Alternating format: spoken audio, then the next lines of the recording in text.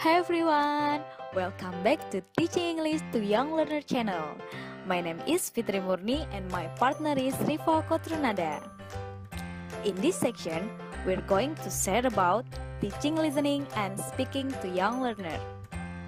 Are you curious about it? So let's get started! Well guys, today we're going to talk about learning to listen in English. There are 5 specific guidelines which will be useful when planning how to develop children listening skill. First, give the children confidence. Second, what the children have to listen. Third, help children develop specific strategies for listening. 4, set a specific listening text. And the last, organized listening. And we're also going to talk about learning to speak in English. There are 4 points in here. First, expectation. The second, the initial stages. The third, formulaic language. And the last is how to organize speaking activities. Learning to listen in English. The initial stages. In the early stages, the children may spend much of their time listening to the teacher while playing simple games, singing songs, saying rhymes, or listening to stories and simple instructions. The teacher will have to decide how much of the general classroom language, such as instructions, questions, or prize will be in the children L1 and how much in English. So, let's turn to more specific guidelines which will be useful when planning how to develop children's listening skill.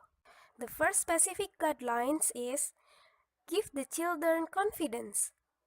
Your advanced planning will give you a clear idea of what you expect the children to be able to do. So, your gestures, tone of voice, and visual aids will help children feel confident about what is important to concentrate on.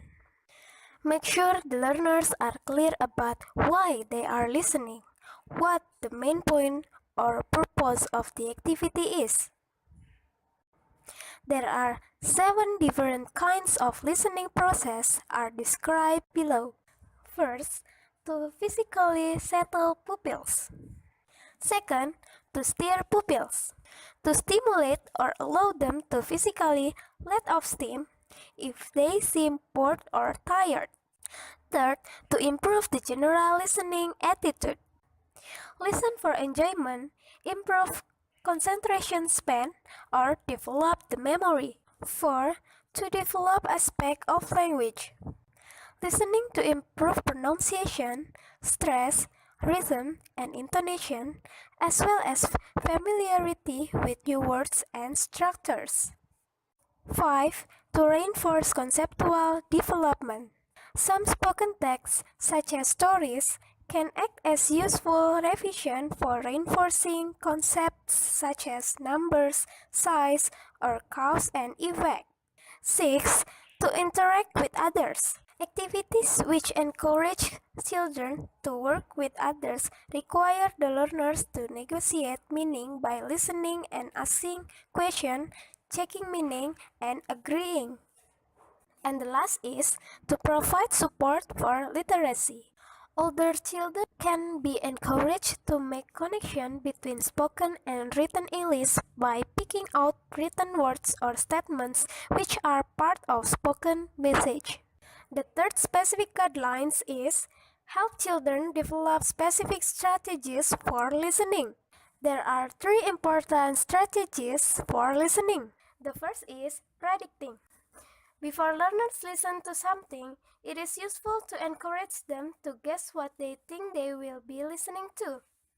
Use pictures to encourage them to guess the topic, the language, or some the details.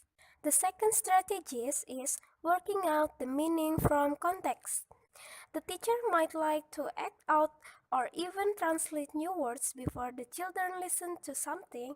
She also needs to encourage them to use pictures, their general knowledge, or the message itself to work out the meaning of unfamiliar words. The last strategy is recognizing discourse patterns and markers. Words such as first, then, finally, or, but, and, so give important signals about what is coming next in a spoken text. The next is set a specific listening task. It is useful to think of listening in three stages. The first is what children do in preparation for listening or pre-listening activities. Second, while they listen, do they remain active or while listening activities? And the last is after they have listened or post-listening activities.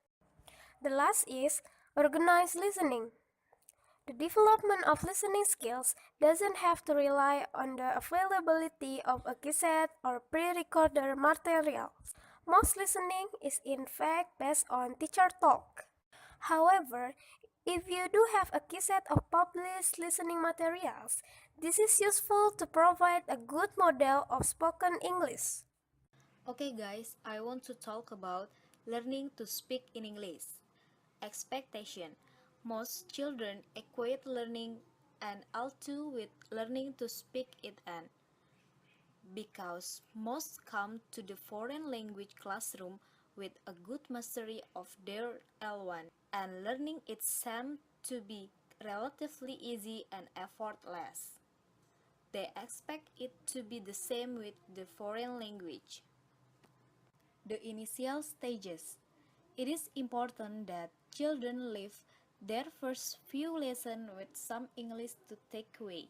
It is therefore useful to begin an English program by teaching children basic vocabulary, such as numbers, colors, and so on.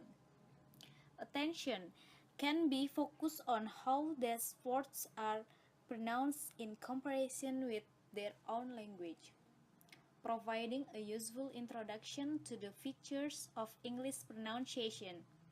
The aim is to heighten children's awareness of language and to build up their confidence. Formulaic language. In the early stages of learning, not too much spontaneous speech can be expected from students. Much of the English they will learn to produce in the initial stage will be formulaic language. Language that is produced as full chunks rather than being put together word by word. As this type of language is repeated regularly, children learn it quickly and have the impression that they can speak aloud. Such language consists of: first, simple greetings. For example, hello, how are you? I'm fine, thanks. And you? Second, social English. For example, did you have a nice weekend? Third, routines. For example, what's the date? What's the weather today? And classroom language. For example, listen, repeat, sit down, work in pair. Good. And then asking permission. For example, can I go to the toilet? Can I clean the board? Can I wash my hand? Can I look at the book? And the last is communication strategies. Can you say that again, please? Next, organizing speaking activities. Some of the speaking activities described require students to work together in pair or groups or to move around. Consideration will need to be given on how to arrange the classroom in order for these activities to be carried out smoothly. For example, activities such as: first, retelling a story could be recorded. Second, play to students in order classes. Most students find this activity very motivating and it can help them become aware of the structures and vocabulary. They are using a certain aspect of English pronunciation. The teacher needs to develop a repertoire of activities providing a balance between control and creativity, repetition and real use, and provide varied models of spoken English. And the last is conclusion. There are 5 specific guidelines of planning to develop children listening skills. Give the children confidence, explain why the children have to listen the teacher, help children develop their listening skills, set a specific listening task, and organize listening. In learning speaking, we have to pay attention with the initial stages, formulaic language, and the speaking activities. If you think the video is really useful for you, Don't forget to like, subscribe, comment, and share to your friends. Thank you for watching. Have a nice day. Bye!